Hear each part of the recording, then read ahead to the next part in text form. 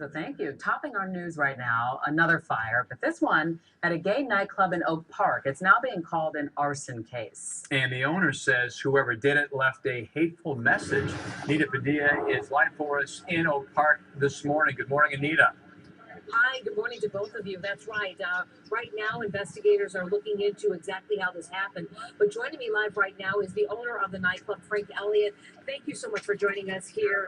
I imagine this has been very devastating for your Velvet Rope Ultra nightclub, set on fire intentionally, apparently. I don't know exactly. We still don't know everything, but it appears to be there was something, possibly a hate crime or definitely with arson. We're kind of all at a shock and awe. Now this is interesting. He's saying shock and awe, okay?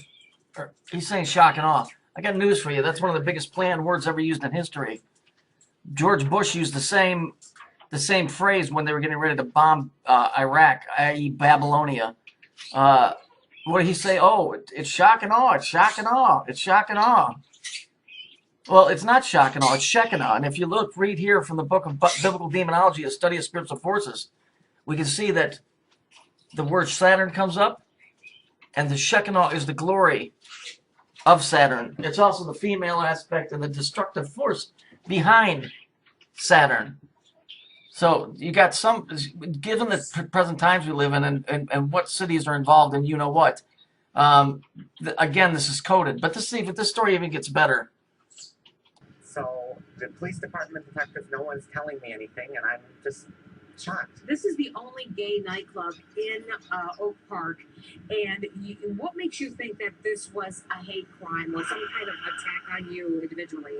Well, from what I was told, there were some derogatory sayings written on the walls, and they were removed before I was allowed to go into the premises. So that says something right there, that it was some type of derogatory saying.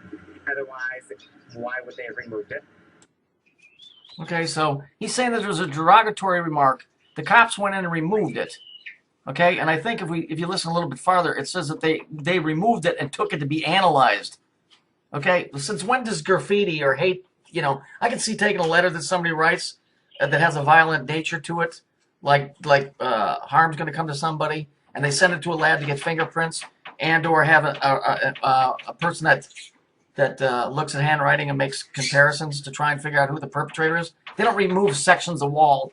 I got news for you. This story stinks to high heaven, and this is the same bullshit they pulled in that video I made in my old channel called Science 2012, where the firemen are running around and they were coming out, and there's a guy in a purple shirt walking around. This is as fucking demonic as it gets, and that it's probably some type of a fucking sigil on there which will pull energies up out of the ground, and or, if you would like the phrase, demonic forces. I was told there were some derogatory sayings written on the walls, and they were removed before I was allowed to go into the premises. So that says something right there, that it was some type of derogatory saying. Otherwise, why would they have removed it? Nothing was taken, so they just wanted to destroy the place. That's Frank Elliott, who says he has no idea who would set his business on fire. This is what investigators are telling him. As of Sunday morning, he said he left this location at 2 in the morning, and then 4.5 hours later got a call that his business was on fire. And when he came here, investigators told him that somebody had written hateful and derogatory messages on the wall. Now, sections of the wall were removed from the location and then taken to another.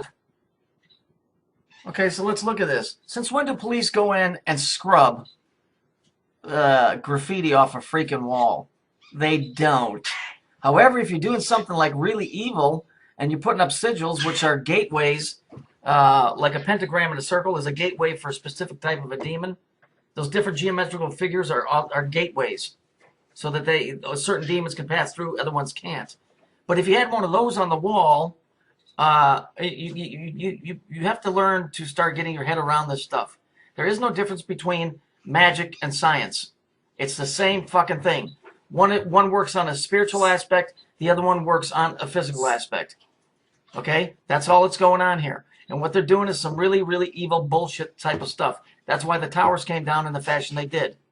Those buildings were built exactly on a spot where they knew long in advance that they would come crashing down in the fashion that they did. Wake up. Magic exists just like science. Just think of it as science with two different names.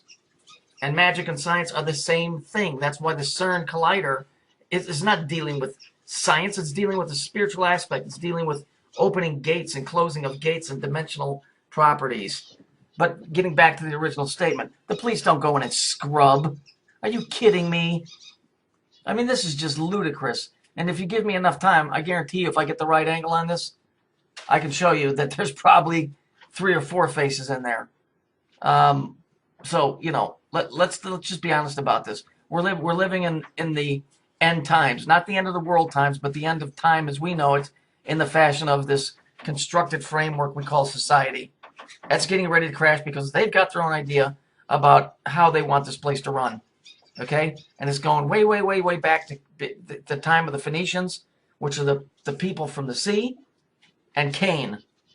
Okay? There's an agreement made there between Cain, who got kicked out by the Jews, and the Phoenicians, who are the fallen ones who have a beef to pick with the Creator. And so they teamed up. The Phoenicians will take care of the spiritual. Cain's descendants will take care of the physical, meaning the human side.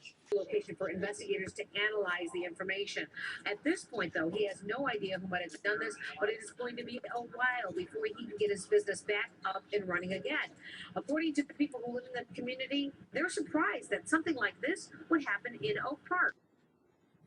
Okay, I just quickly want to go over this. Then we see the Saturn in Shekinah. We find out that that's the glory, but what is it in reference to?